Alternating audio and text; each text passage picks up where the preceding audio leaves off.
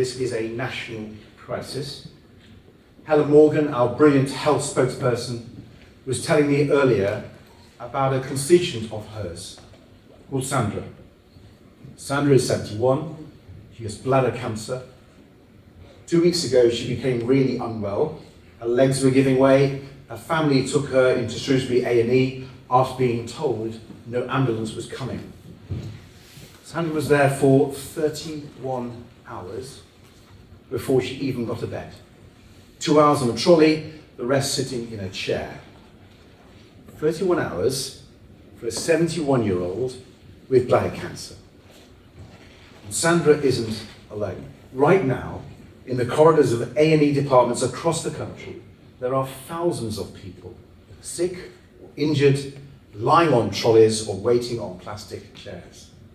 Many of them have been there for hours, waiting to be seen, waiting to be treated, waiting to be admitted to a hospital ward. No privacy, no dignity.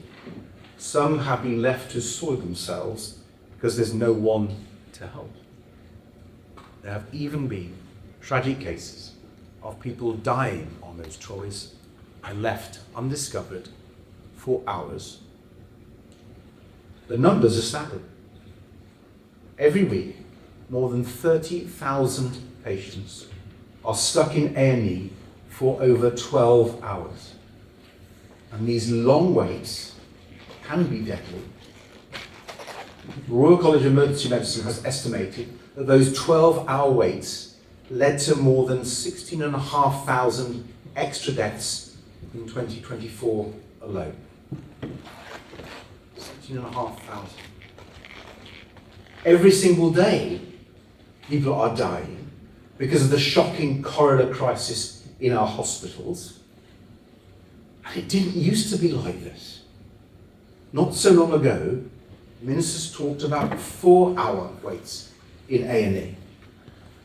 Now, I disagree with Tony Blair on a lot of things, but he knew those waits were unacceptable. And to his credit, his Labour government brought them down. Not so long ago, the idea of waiting over 12 hours in A&E was almost unthinkable. Now, should be a graph running here.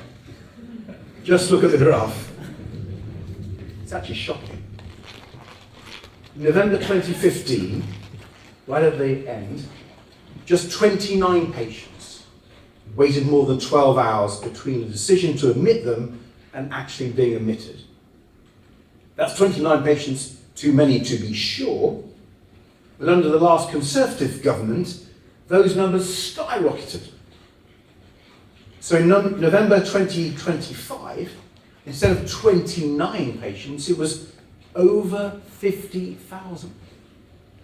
Now, some of that is down to COVID, of course. Remember all too well the enormous strain it put on our hospitals, and it's no surprise those numbers rose dramatically during the pandemic. But what's truly shocking is what happened afterwards. The numbers didn't go down, they didn't even flatline. They've kept on going up and up. 18 months into this Labour government, and it still isn't getting any better. So in 2025, more patients waited 12 hours to be admitted than in any year of the pandemic and in any year in the history of our NHS. That is a national scandal, and it has to end. Because what more stark an example could there be of the way things in our country aren't working the way they should than thousands of people lying for hours in corridors in our hospitals, people dying on those trolleys. The National Health Service, the NHS, one of the United Kingdom's greatest inventions, one of the things that makes us proudest to be British. It used to be the envy of the world, and we need to make it the jewel in our crown once more. This deadly corridor crisis isn't befitting of the heroic doctors, nurses, and other health professionals who work in our NHS. It's not what we expect from our NHS, and it's not what we pay our hard-earned money in taxes to fund our NHS for. So no wonder people are angry when this is the treatment they get. When they have to wait for hours in pain and distress, or see their loved one cramped in on a trolley somewhere, not getting the care that they need. No wonder people were so furious with the Conservative Party for plunging the NHS into this crisis. And no wonder they are so fed up with Labour, not only for failing to fix it, but actually letting things get worse on their watch. No wonder people look at how badly both those old parties have let them down and think politics doesn't work for them. No wonder people want change, real change. That's why I'm talking about this today.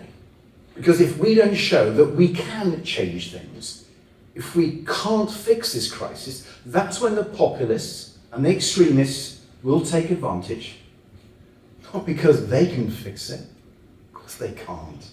They're not even interested in fixing it, but because populists feed off disillusionment.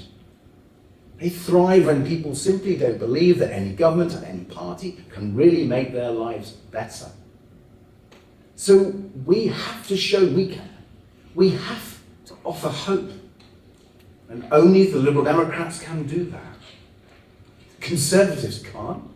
They caused this crisis in the first place, and they have literally nothing to say about it now. Sadly, Labour have shown they can't either. And now they're too busy fighting over the keys to number 10 to fix our NHS. And reform. Don't make me laugh. Nigel Farage doesn't care about the NHS. He still hasn't mentioned it once in the House of Commons, although he's not actually there that often, so that might be why. But he hasn't said the word hospitals once. But we know what he wants to do, don't we? We know what his plan is, even if he's now too smart to say it out loud. He wants to privatise the NHS, replace it with an American-style insurance system, a system where every year in the US, almost 500,000 people go bankrupt because of their medical bills. That is Trump's America. Don't let it become Farage's Britain. So yes, only the Liberal Democrats are facing up to this emergency care crisis, not only in England, after years of Conservative neglect and now Labour failure, but also in Scotland under the SNP and Wales under Labour, where their governments have plunged the NHS into crisis too. Only the Liberal Democrats are offering real solutions. That starts with being clear about what's causing the problem. First, too many people are being forced to go into A&E in the first place because they can't see a GP in their community. That's why we put forward a fully costed plan to guarantee everyone a GP appointment within 7 days or within 24 hours if it's urgent. We campaigned on it at the last election, and we are still pressing the government to adopt it now. And then, too many people are stuck in hospital long after they are well enough to leave. Right now, there are more than 12,000 people stuck in hospital beds, well enough to be discharged, but without the care in place for them to leave. GPs and care. Crucial parts of the solution, but both areas that Labour have badly neglected. They've hit GP practices with the national insurance hike. We now have the absurd situation where GP registrars can't find a job when they finish their training. And on care, Keir Starmer and Wes Streeting have simply decided to put in the too difficult box and not even try to fix it for another decade. So today, I'm announcing a new plan to invest in our hospitals, in social care, and in supporting family carers to help get people out of hospital more quickly and help keep them out of hospital safely through a combination of reserving places in care homes, funding more care packages for people after they leave hospital, and supporting family carers properly so they can look after their loved ones at home. Like helping carers to make sure their loved ones are taking the right dose of their medicines after they leave hospital. Something that has been proven to help stop people going back into hospital and saves the NHS. A real obvious thing to do if ministers actually thought about carers and valued them. Altogether, our package would make 6,000 extra hospital beds available to finally end the corridor crisis in A&E this year. And before you ask, it is fully costed and fully funded. How? By scrapping the government's plan to hand an extra £3 billion a year to pharmaceutical giants to appease Donald Trump. That is a terrible deal for Britain, a terrible deal for taxpayers, and a terrible deal for our NHS. The government should finally stand up to Trump, reject his demands, and invest that money in hospitals and in care. To pull our NHS out of this crisis and make it the incredible, world-beating health service we all know it can be. With the package we are calling for today, the government could put an end to 12-hour A&E waits altogether. It could be done by the end of the year. So this is the last winter we see a corridor crisis like this. And so they are also calling for a new law to end 12-hour waits enshrined in the NHS Constitution and a legal duty on the Health Secretary to deliver it. Not just vague promises, but action and accountability. Never again should a single person have to watch their loved one die on a trolley in a hospital corridor. Never again.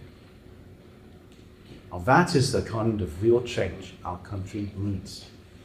And that is the kind of change the Liberal Democrats will keep fighting for. And today, we've made a plan for others to take on.